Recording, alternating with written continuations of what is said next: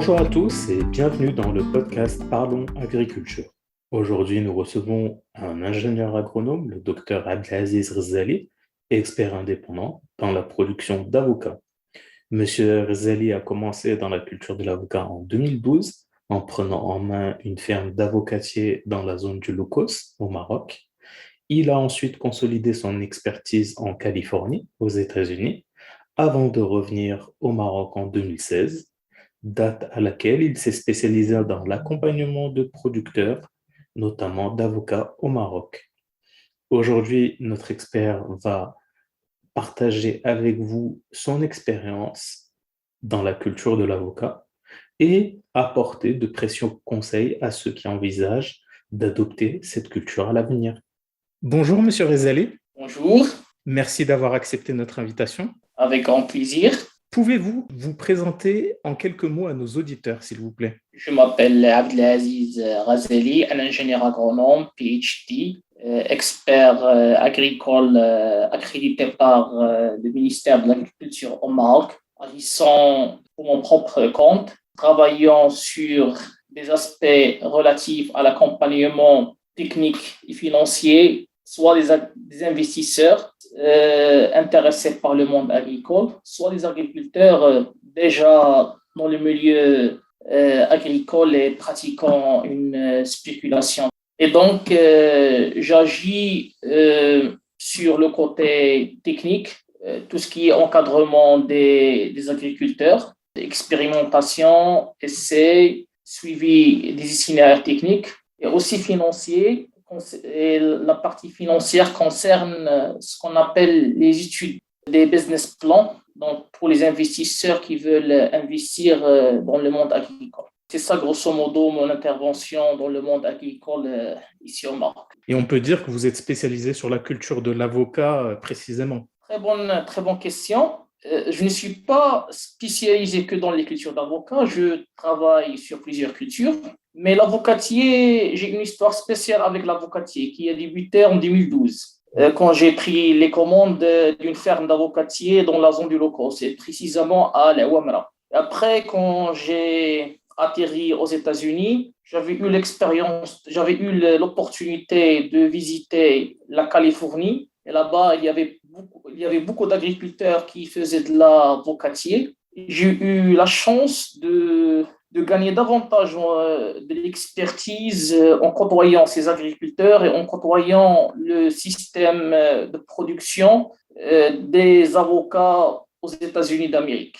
Donc, de retour au Maroc, j'ai trouvé qu'il y a peu d'expertise en avocatier ici à l'échelle nationale et j'ai trouvé que plusieurs professionnels estiment que la conduite technique des avocatiers est similaire à celle des agrumes ou à celle des rosacées à pépins ou des rosacées à noyaux. Alors, ce n'est pas le cas. Le cas, c'est une culture qui est totalement différente des autres cultures, qui a un caractère spécial et qu'il faut bien sûr la traiter différemment des autres cultures. Justement, alors si vous pouviez nous parler de la culture de l'avocat spécifiquement, qu'est-ce qui la différencie? En quoi le Maroc est une opportunité pour les investisseurs ou les agriculteurs qui veulent se lancer dans l'avocatier?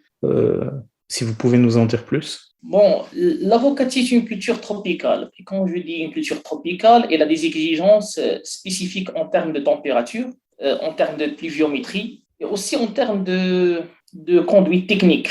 Je parle primo de la température. C'est une culture qui ne tolère pas les chaleurs excessives, ne tolère pas les vents de chaleur.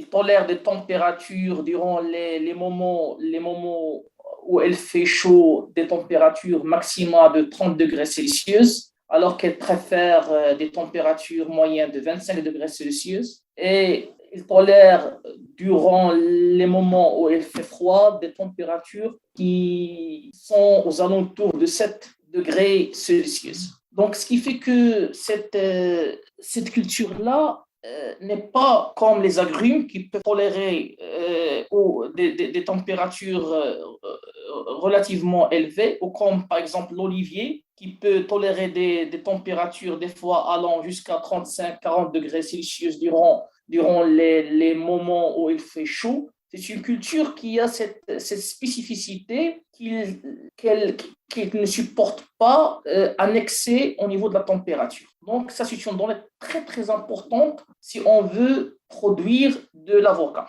Deuxième des choses, on doit parler des vents chauds qui frappent le Maroc. Il y a des couloirs, donc j'ai parlé de température et maintenant des vents chauds. Là, les vents chauds, c'est des fois, même dans le low cost, où on est dans des situations où les températures n'excèdent pas les 30 degrés Celsius. Des fois, les vents chauds frappent, les chergis frappent fort et les avocatiers qui se trouvent dans les couloirs du chergui sont vraiment très menacés et les vents du chergui risquent de mettre en péril une ferme d'avocatiers. Et ça a été le cas l'année passée, des fermes d'avocatiers dans le Locos qui ont été mis en péril à cause des vents de chergui. Donc ça, c'est une donnée aussi très importante lors de la prise de décision pour mettre en place un projet avocatif. Il y a la troisième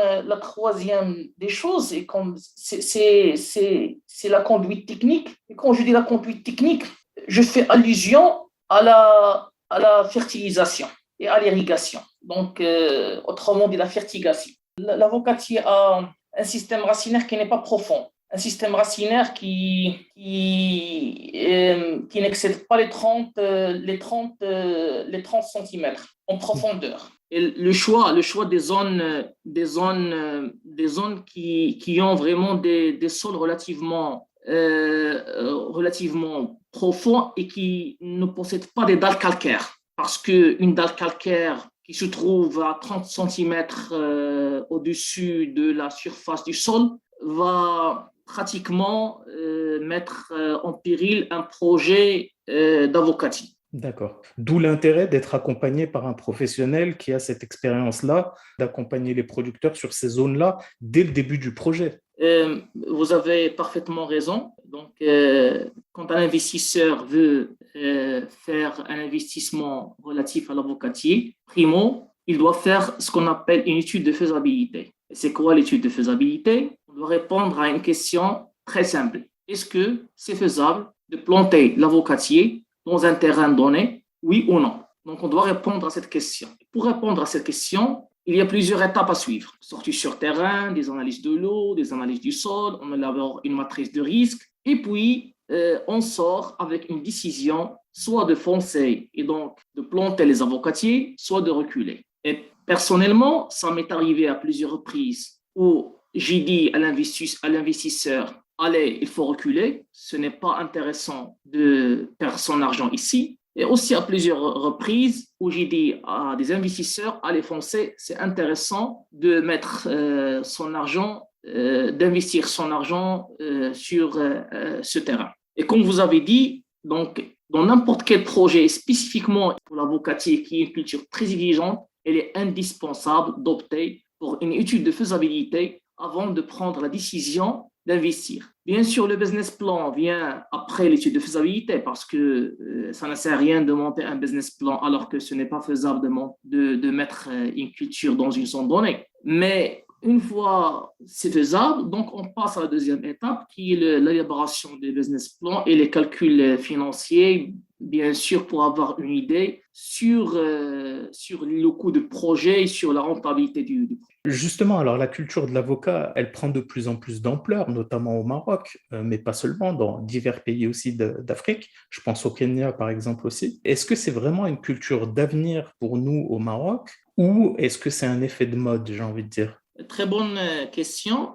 Je veux dire en premier lieu que cette spéculation est une aubaine pour l'agriculture marocaine parce que je la considère comme une niche prometteuse capable de générer de la valeur ajoutée et qui va aider aussi à pallier aux déficiences de la balance commerciale agricole à l'échelle nationale. Je dois dire aussi que sur le plan social, la culture de l'avocatier a un effet d'entraînement positif sur l'emploi, vu le nombre de jours de travail additionnels créés. Et sur le plan économique, la production de l'avocat drainera des investissements colossaux de l'étranger et encouragera l'implantation des unités agro-industrielles pour la valorisation des avocats produits au Maroc. Ça, en général. Ici, on creuse sur des chiffres bien précis. Moi, j'ai devant moi un business plan que j'avais réalisé pour le compte d'un investisseur. Et là, sur une superficie de 18 hectares, on a eu un taux de rendement interne, un TRI de 17,5%, ce qui est vraiment très, très intéressant. Alors, je dis aux investisseurs, si vous trouvez que c'est faisable de planter l'avocatier sur un site donné, foncez, parce que l'avocatier a vraiment un grand avenir au Maroc. Alors, la prochaine question, c'est aussi, on va dire, le côté un peu moins positif de cette culture-là. Beaucoup de détracteurs mettent en avant que c'est une culture qui est gourmande en eau, mais qu'en est-il réellement? La question de la production de l'avocat et de la préservation de l'environnement se pose vraiment avec acuité. Et ça met en exergue le sujet de la durabilité des systèmes de production des avocats ici au Maroc. Et comme j'avais mentionné, l'avocatie est une culture tropicale dévoratrice en eau, avec des volumes annuels par hectare dépassant les 1200 mm. Et quand je dis 1200 mm, c'est-à-dire 12 000 mètres cubes par hectare par an. Et cette quantité énorme d'eau soulève des questionnements urgents sur les mesures qui devront être prises lors de l'élaboration des politiques publiques agricoles pour préserver l'eau, une denrée rare à protéger à l'échelle du pays. Mais on doit dire que produire l'avocat ou conserver les ressources hydriques est un dilemme, oui, et qui se pose avec acuité. Mais il faut chercher des solutions. Et il existe des solutions intermédiaires pour protéger nos ressources tout en continuant à produire de l'avocat. On sait que l'avocatier est un grand consommateur en eau. Cependant, l'utilisation d'un système d'irrigation goutte à goutte, couplé à un système de pilotage efficient, aidera bien évidemment à utiliser l'eau avec une efficience considérable. Et là, je dois dire que l'irrigation est un art. Et il faut savoir manipuler les vannes pour donner à l'avocatier le juste minimum de ses besoins. Pour un producteur ou un investisseur qui souhaite se lancer dans la culture de l'avocat, quelles recommandations feriez-vous? Primo, c'est de faire l'étude de faisabilité. Et là, l'anecdote, j'avais accompagné un investisseur qui a voulu investir dans l'avocatier. Il m'a montré un terrain qui appartient à sa famille. Et je lui dis, reculez, ne gaspillez pas votre argent sur ce terrain. Ce terrain n'est pas apte pour l'avocatier. Après 2 ans, il m'appelle, il me dit, sauvez-moi, mes avocatiers sont en train de mourir. Et ça interpelle la nécessité de croire aux experts, bien sûr, les experts qui sont honnêtes, qui ne vont pas vous mentir, et qui vont vous dire la vérité, et croire à l'étude de faisabilité. Parce que ça n'a pas de sens de fournir un grand effort, de casquer une fortune pour enfin un rendement nul. Ça, d'une part. D'autre part, ce que je recommande aux investisseurs qui souhaitent investir leur argent dans la production des avocats, c'est vraiment d'être minutieux dans la conduite technique de cet arbre. Parce que c'est un arbre qui est vraiment exigeant. C'est un arbre qui demande beaucoup d'entretien, un suivi bien détaillé, parce que le moindre des détails peut mettre en péril toute une ferme d'avocatiers. Donc, c'est ça, c'est mes deux conseils pour les investisseurs potentiels qui veulent investir leur argent dans cette culture que je la considère l'or vert. Très bien. Merci, Monsieur Rezali. Marhaba, et je vous souhaite une bonne chance, et je souhaite aussi pour les producteurs de l'avocatier une bonne chance et un très bon avenir, Inch'Allah. Si vous avez aimé ce nouveau format, n'hésitez pas à liker, commenter et partager cette vidéo pour nous soutenir. Merci et à bientôt.